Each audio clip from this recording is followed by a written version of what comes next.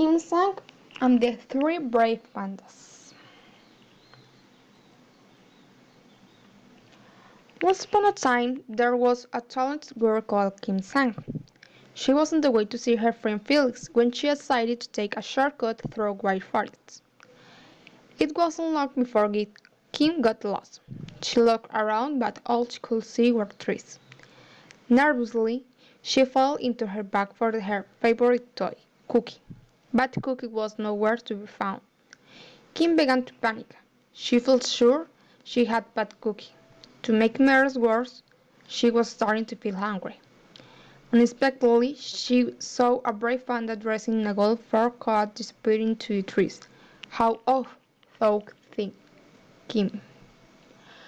For the want of anything better to do, she decided to follow the peculiar dressed panda. Perhaps it could tell her the way out of the forest. Eventually, Kim reached a clearing. She found herself surrounded by houses made from different sorts of food.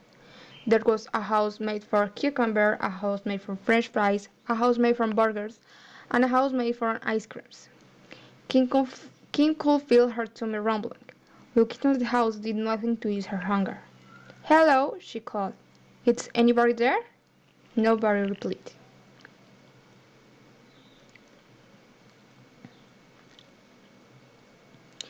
Kim looked at the roof of the closed house and wondered if it would be rude to eat somebody else's chimney. Obviously, it would be impolite to eat a whole house, but perhaps it would be considered acceptable to nibble the odd fixture or lick the odd thing in a time of need. A cuckoo broke the air, giving Kim a fright. A witch jumped into the space in front of the house. She was carrying a cake. In the cake was Cookie. "Cookie," shouted Kim. She turned to the witch. "That's my toy." The witch just shrugged. "Give Cookie back," cried Kim. "Not on your naughty," said the witch.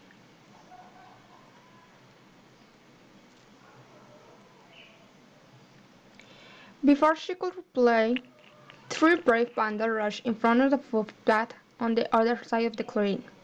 Kim recognized the one on the golden fur coat that she had seen earlier. The witch seems to recognize him too. "Hello, big panda," said the witch.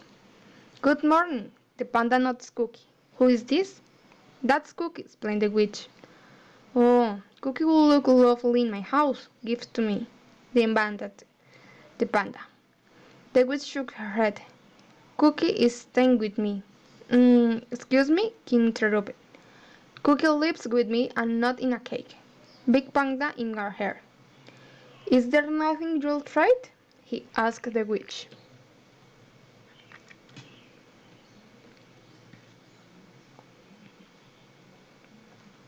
The witch thought for a moment, then said, "I do like to be entertained. I'll release him to anybody who can eat a whole front door." Big Panda looked at the house made from ice creams and said, "No problem. I could eat an entire house made from ice cream if I want to." "That's nothing," said the next panda. "I could eat two houses." "There's no need to show off," said the witch. "Just eat one front door and I'll let you have Cookie." King was feeling very worried. She didn't want the witch to give to Cookie to Big Panda. She didn't think Cookie would like living with a brave panda away from her house and all her other toys.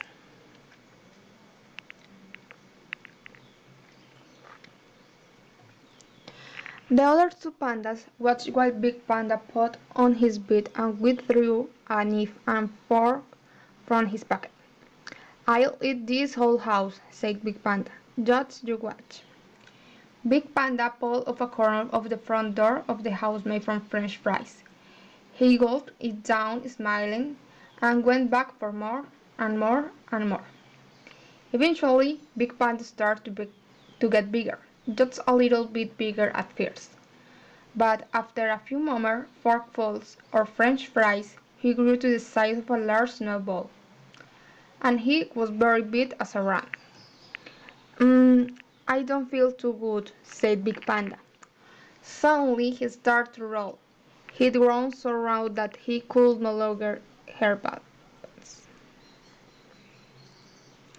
"Help!" he cried, as he rolled off down a slope into the forest.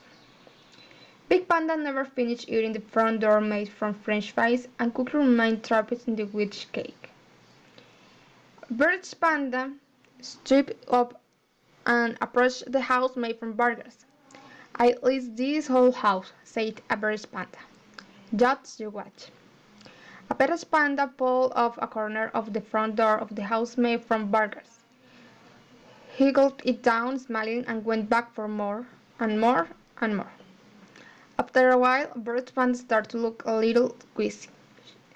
She grew greener and greener.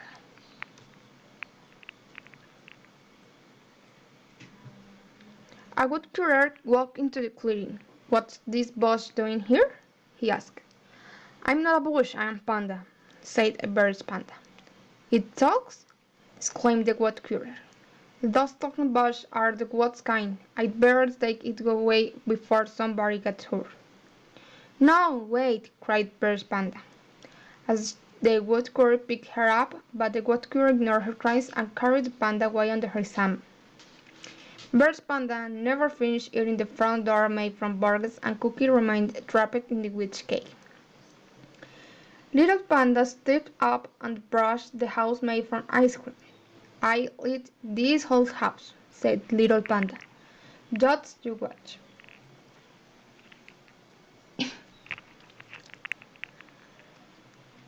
Little Panda pulled off a corner of the front door of the house made from ice creams. He gulped it down, smiling, and went back for more, and more, and more. After 5 or 6 playfuls, Little Panda started to feel uncomfortable on the spot.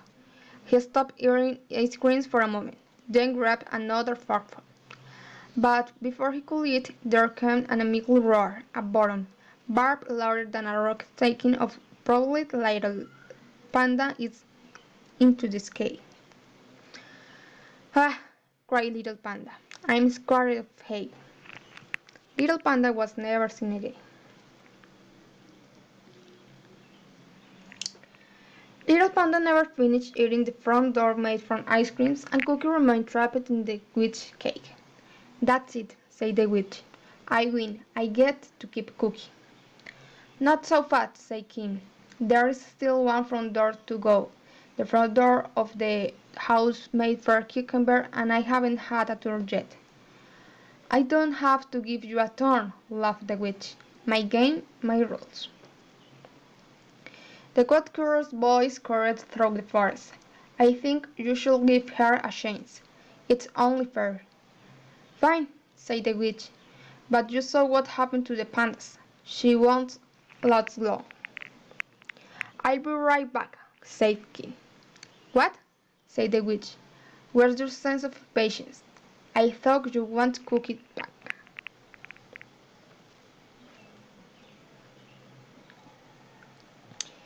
Kim ignored the witch and gave a hefty fill of sticks. She came back to the clearing and started smoking fire. Carefully she broke off a piece of the door of the house made from cucumber and tossed it over the fire. Once it had cooked and cooled just a little, she took a bite. She could devour the whole piece. Kim sat down on an nearby log. "You failed," clucked the witch. "You were supposed to eat the whole door." "I haven't finished," explained Kim. "I'm just waiting for my food to go down." When Kim's food had digested, she broke off another piece of the door made from cucumber. Once more she tossed her food over the fire and waited for it to cool just a little. She ate it at a leisurely pace, then waited for it to digest.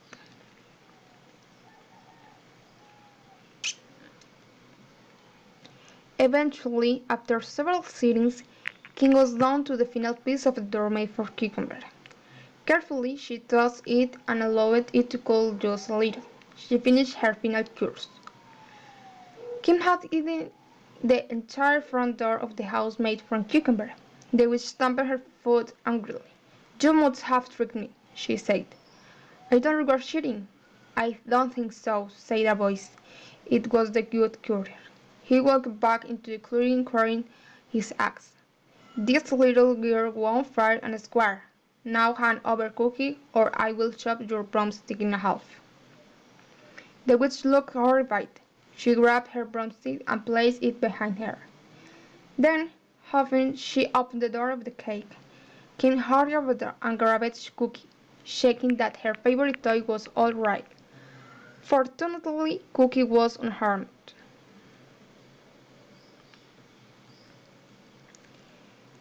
Kim thanked the good courier, grabbed a quick souvenir, and hurried on to meet Phyllis. It was starting to get dark.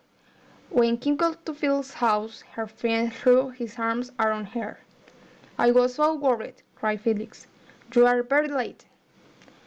As Kim described her day, she could tell that Phyllis didn't believe to her, so she grabbed a napkin from her pocket. "What's that?" asked Phyllis. Kim unwrapped a dark knob made from French fries. "Pudding," she said.